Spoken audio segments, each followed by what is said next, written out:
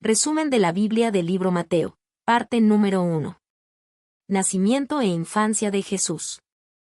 Capítulos 1 y 2. Introducción. Bienvenido a este recorrido espiritual por los primeros capítulos del Evangelio según Mateo. Aquí descubriremos cómo Dios cumplió sus antiguas promesas en la persona de Jesús, desde su genealogía hasta sus primeros pasos en la tierra. Mateo no comienza su relato al azar, sino mostrando que la llegada de Cristo está profundamente enraizada en la historia del pueblo de Israel. Cada nombre en la genealogía es un recordatorio de la fidelidad divina a lo largo de las generaciones. En este camino, contemplaremos el misterio del nacimiento virginal, donde lo imposible se hizo posible para que la humanidad recibiera al Emmanuel, Dios con nosotros. Veremos también la visita de los sabios de Oriente, quienes guiados por la luz de una estrella encontraron al verdadero Rey y ofrecieron sus dones en adoración. Pero la historia no está libre de sombras. El peligro acechó desde el inicio, y sin embargo, la providencia divina se manifestó con poder, protegiendo al niño en medio de la amenaza y asegurando que el plan de redención siguiera adelante. Este relato no es solo historia, es una invitación. Una invitación a contemplar la grandeza de un Dios que entra en nuestra fragilidad, que cumple lo que promete y que nunca abandona a quienes confían en Él. Acompáñame en este viaje que nos conecta con la esperanza eterna del Emmanuel, Dios con nosotros. Genealogía de Jesús. El cumplimiento de las promesas. Mateo 1, versículo 1 al 17. El Evangelio de Mateo comienza con una larga lista de nombres, la genealogía de Jesús. A primera vista podría parecer solo un registro histórico, pero en realidad encierra un profundo mensaje espiritual. Cada nombre, cada generación, es un eslabón en la cadena de la fidelidad de Dios. Desde Abraham, el padre de la fe, hasta David, el rey conforme al corazón de Dios, y más allá, hasta llegar a María, madre de Jesús, el Mesías prometido. Esta genealogía nos revela que Jesús no apareció de repente, sino que su venida fue cuidadosamente preparada a lo largo de los siglos. Dios había prometido a Abraham que en su descendencia serían benditas todas las naciones de la tierra, y aseguró a David que de su linaje nacería un rey eterno. En Jesús, ambas promesas encuentran su perfecto cumplimiento. Pero hay algo más. En esta lista aparecen hombres y mujeres con historias de fe, pero también de debilidad. Figuran personas como Tamar, Rahab, Ruth y Betsabé, mujeres que, cada una en su contexto, nos recuerdan que la gracia de Dios alcanza a todos, incluso a quienes la sociedad consideraba indignos. Así, la genealogía de Jesús nos muestra que el plan de salvación incluye a los que parecen olvidados y quebrantados. Cada generación escrita allí nos enseña que la historia de la salvación no es un accidente, sino un plan divino. Dios, paciente y constante, fue tejiendo con hilos de promesa, gracia y esperanza el camino para la llegada del Mesías. Lo que parecía lento o incluso imposible, se cumplió en el tiempo perfecto. Hoy, al escuchar estos nombres, comprendemos que nuestra vida también forma parte de esa gran historia. Si Dios fue fiel con cada generación pasada, también lo será con nosotros. Jesús, nacido de esta línea de promesas, es la confirmación de que Dios cumple lo que promete. El nacimiento virginal y la promesa del Emmanuel. Mateo 1, versículo 18 al 25. El relato del nacimiento de Jesús nos conduce al corazón del misterio de la fe cristiana. María, una joven humilde de Nazaret, comprometida en matrimonio con José, concibió no por obra humana, sino por el Espíritu Santo. Este hecho sobrenatural marca un antes y un después en la historia. Dios mismo decide entrar en la fragilidad humana, tomando forma en el vientre de una mujer. Para José, este acontecimiento fue inicialmente un gran desconcierto. Como hombre justo, no quiso exponer a María a la vergüenza pública y pensó en dejarla en secreto. Sin embargo, la misericordia de Dios intervino. En sueños, un ángel le reveló la verdad, lo que en ella es engendrado, del Espíritu Santo es. En ese momento, José pasó de la duda a la fe, de la incertidumbre al compromiso. Su obediencia silenciosa lo convirtió en custodio del Redentor.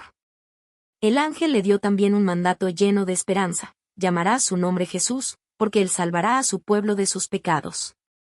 Este nombre, Jesús, Yeshua en hebreo, significa Dios salva. No sería simplemente un maestro, ni un líder político, sino el Salvador que liberaría a la humanidad de la esclavitud del pecado. Con este anuncio se cumplía la profecía de Isaías: «He aquí, una virgen concebirá y dará a luz un hijo, y llamará su nombre Emmanuel», que traducido es, Dios con nosotros. Emmanuel no es solo un título, es una realidad, Dios mismo habitando entre los hombres, compartiendo nuestras alegrías y dolores, caminando en medio de nosotros. El nacimiento virginal no es solo un milagro extraordinario, sino un signo del amor eterno de Dios. Nos recuerda que la salvación no viene del esfuerzo humano ni de la fuerza de la carne, sino del poder del Espíritu y de la gracia divina. En la sencillez de María y en la obediencia de José vemos reflejada la respuesta que todos estamos llamados a dar: confiar en la palabra de Dios aun cuando no la comprendamos del todo. Así, el Emmanuel, Dios con nosotros, entró a la historia de una manera única e irrepetible. Su llegada nos asegura que nunca estamos solos, que la presencia de Dios camina junto a nosotros, y que en Jesús encontramos la paz y la esperanza que el mundo no puede dar. La visita de los magos. Mateo 2, versículo 1 al 12. El nacimiento de Jesús no pasó desapercibido.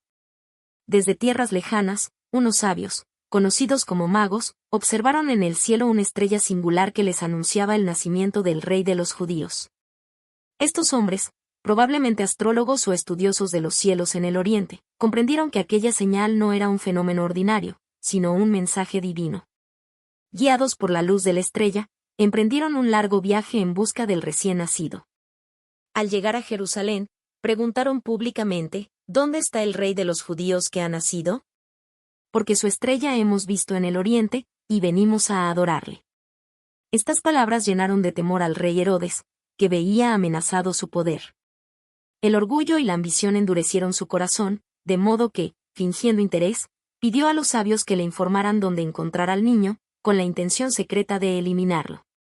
Sin embargo, Dios protegía a su hijo. La estrella, que antes había guiado a los magos, reapareció y los condujo con exactitud hasta Belén, donde se hallaba el niño junto a su madre María. Al verlo, estos hombres sabios no se limitaron a contemplar, se postraron y lo adoraron, reconociendo en aquel pequeño indefenso al verdadero Rey de Reyes. Los regalos que ofrecieron tenían un profundo significado espiritual. Oro, símbolo de la realeza de Jesús, el Rey prometido desde antiguo.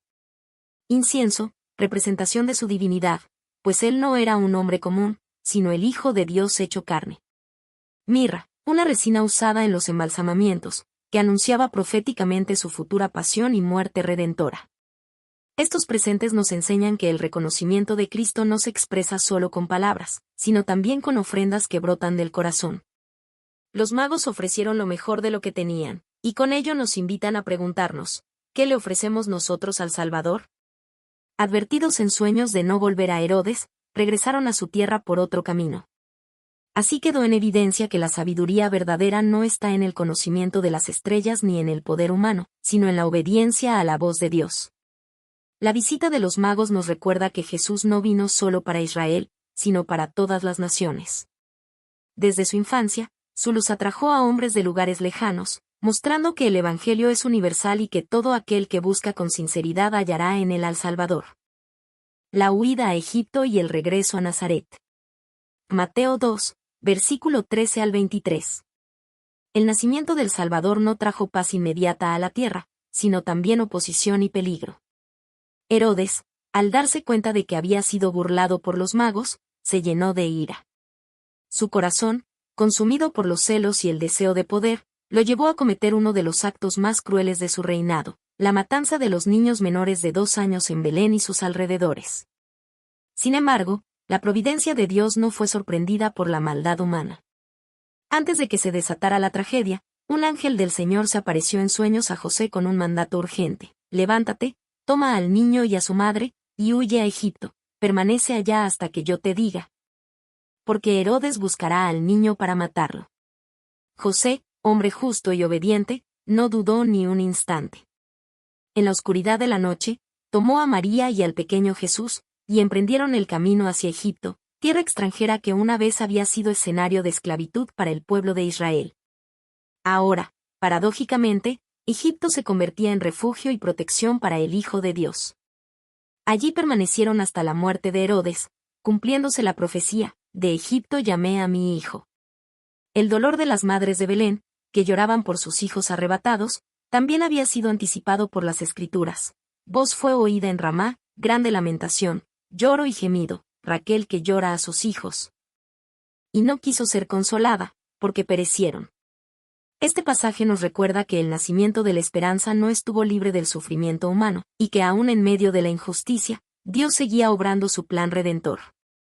Con el paso del tiempo, un ángel volvió a hablar a José en sueños, anunciándole que podía regresar a la tierra de Israel, pues los que procuraban la muerte del niño ya habían muerto. José obedeció nuevamente, pero al saber que Arquelao reinaba en Judea en lugar de su padre Herodes, decidió establecerse en la región de Galilea, en un pequeño y sencillo poblado llamado Nazaret. Así se cumplió otra palabra profética: será llamado Nazareno.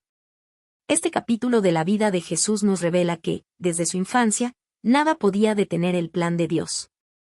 La furia de Herodes, la distancia de Egipto y la fragilidad de un niño no fueron obstáculos para que la voluntad divina se cumpliera. Todo aconteció en el tiempo y en la forma que Dios había determinado.